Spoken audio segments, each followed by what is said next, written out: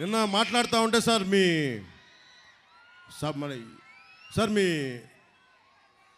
నాలుగో పెళ్ళాన్ని కాకినాడలో అవమానం జరిగింది సార్. మీ నాలుగో పెళ్ళాన్ని కానీ నాకు అర్థం కాల. నేను ఎప్పుడు అన్నీ మర్చిపోయా. ఏంటి అంటే చెప్తాను నేను. సో జగన్, నువ్వు నా వ్యక్తిగత జీవితం గురించి అన్నప్పుడల్లా నేను చాలా నియంత్రణతో ఉంటాను జగన్, గుర్తుపెట్టుకో. అలాగే వైసీపీ లీడర్లు కూడా చెప్తా ఉన్నా, నేను చాలా తెగించి మొండి మనిషిని. జగన్, నువ్వు పెళ్ళాం అన్నావు, నా వ్యక్తిగత జీవితం గురించి మాట్లాడినప్పుడల్లా నువ్వు నా నాలుగో పెళ్ళామని మాట్లాడి అందరూ మాట్లాడతారు, గుర్తుపెట్టుకో.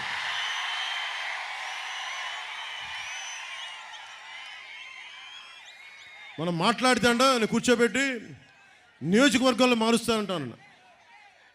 మరి నువ్వెందుకు మార్చావు? నువ్వు 70 మంది ఎమ్మెల్యేలకు ఎందుకు మార్చావు? ఎక్కడో నెల్లూరులో ఉన్న వ్యక్తిని తీసుకెళ్ళి నరసరావుపేట ఎంపీకి ఎందుకు పెట్టావు నువ్వు? అంటే నీకో న్యాయం, మాకో న్యాయమా?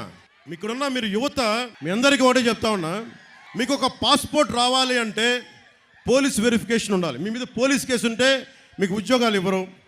పాస్పోర్ట్ రావాలంటే పాస్పోర్ట్ రాదు. మీకు చిన్నపాటి కేసు ఉంటే విదేశాలకు వెళ్ళినెవరు ఒకళ్ళ పాస్పోర్ట్ ఉన్నా. అలాంటిది మిమ్మల్ని, మీ భవిష్యత్తుని నిర్దేశించే వ్యక్తి 5 సంవత్సరాలుగా బెయిల్ మీద ఉన్నాడు. 5 సంవత్సరాలు. ఖైదీ నెంబర్ 6093 మీ ముఖ్యమంత్రి. 38 కేసులు, 38 అవార్డులు లాగా 38 కేసులు. 16 నెలలు ఆ చెంచల్ కూడా చెల్లపల్లి జైల్లో చెప్పకూడదన్న వ్యక్తి మనకి నీతులు బోధిస్తుంటాడు వచ్చి. ప్రతి జగన్ బతికి ఎలాంటిదంటే ప్రతి శుక్రవారం రాగానే వణుకొస్తూ ఉంటుంది, ఈరోజు ఎలా ఎగ్గొట్టాలి అని. జగన్, మేము వచ్చాక నీకు ఒకటి చెప్తాంలే, నువ్వు ఎక్కడ కోరుకుంటే అక్కడ YS Jagan exclusive central jail ప్రధానమంత్రి గారితో అడిగి మేము పెట్టిస్తాం. ప్రధానమంత్రి గారు ఒకటే చెప్పారు మొన్న, బర్మార్ జిల్లా రాజస్థాన్లో ఒకటే మాట అన్నారు, కరప్ట్ చేసినోడు ఎవడైనా సరే జైలుకి పంపించడం ఖాయం అని. మనం అదే ట్వీట్ చేశారు.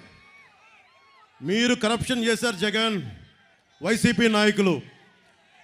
మోడీకి గ్యారంటీ అని చెప్పారు మోడీ గారు. మోడీ గ్యారంటీ. తప్పులు చేశారు మీరు, అరాచకాలు చేశారు, అవినీతి చేశారు.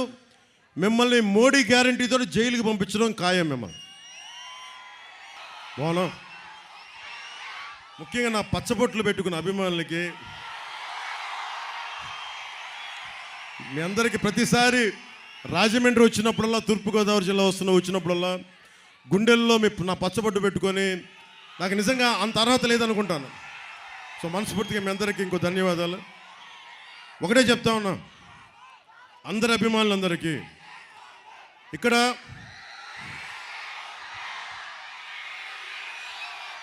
మెగాస్టార్ చిరంజీవి గారు అభిమానులు ఉన్నారు, రామ్ చరణ్ గారు అభిమానులు ఉన్నారు, జూనియర్ ఎన్టీఆర్ గారు అభిమానులు ఉన్నారు, ప్రభాస్ గారి అభిమానులు ఉన్నారు,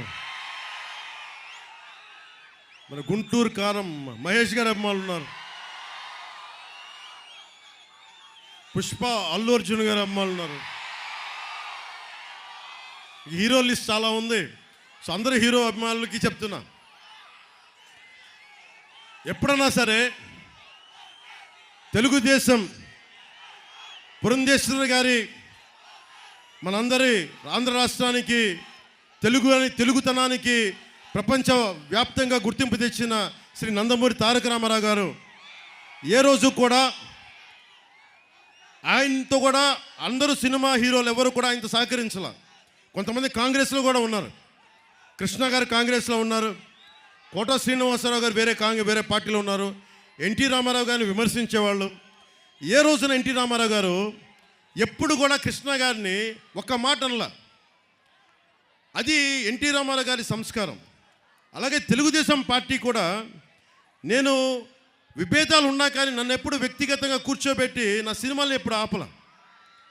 మీ అందరూ అభిమానించే, ముఖ్యంగా ఆ రోజున చిరంజీవి గారిని, ప్రభాస్ గారిని, మహేష్ గారిని, వాళ్ళ ముగ్గురిని నడిపించి, ఎక్కడో ఇంటి బయట ఆపించి నడిపించి, కనీసం భోజనం కూడా పెట్టకుండా ప్రైవేట్ మీటింగ్ జరుగుతూ ఉంటే అసలు ఆ మీటింగు జగన్కి చిరంజీవి గారికి సంబంధం లేదు. జగన్కి మీరందరూ గుండెల్లో పెట్టుకున్న లక్షలాది మంది అభిమాన నాయకులు అంటే జగన్కి కుళ్ళు. ఆ కలుగులో ఎలుకది తట్టుకోలేదు. పాప నిన్న కాకినాడ ఆదిత్య కాలేజీలో గర్వంగా బయటకు వచ్చాడు. దేనికి వచ్చాడు? CM sir thank you sir, CM sir thank you అని చెప్తామని వచ్చారు. అక్కడ జరిగిన విషయం వేరే అనుకోండి. అంత కక్షపూరితమైన వ్యక్తి. అలాంటి వ్యక్తి ఒక సినిమాకి టికెట్ రేట్లో సినిమాకి పరిశ్రమకి కావాల్సిన పెంచాలి అంటే చిరంజీవి గారికి హీరోలకి సంబంధం లేదు. నిర్మాతల మండలి ఉంది, ట్రేడ్ బాడీ ఉంది. అలాంటి వాళ్ళందరినీ తీసుకొచ్చి ఒక సేడిస్టిక్గా సీక్రెట్ కెమెరాలు పెట్టి అవి తీసి మైకులు పెట్టి పాపం వాళ్ళు మర్యాదపూర్వకంగా అడిగి మరి మన సీఎం స్థాయి వ్యక్తి దగ్గరికి వచ్చినప్పుడు అగౌరవంగా మాట్లాడరు కదా. చిరంజీవి గారు అందరి తరపున మాట్లాడితే ఆయన్ని కూడా అగౌరవపరిచిన వ్యక్తి. అజాత శత్రువు చిరంజీవి గారు. ఎవరి జోలికి వెళ్ళరు. ఎన్ని తిట్టండి, ఆయన ఎన్ని విమర్శించండి. నాకు తెలుసు కదా ఇంట్లో వాడిగా గుండె బాధపడదు. నాకు కూడా చెప్పరు ఈ రోజు దాకా చెప్పలా. అలాంటి అజాత శత్రువుని కూడా ఇతను కించపరిచిన వ్యక్తి.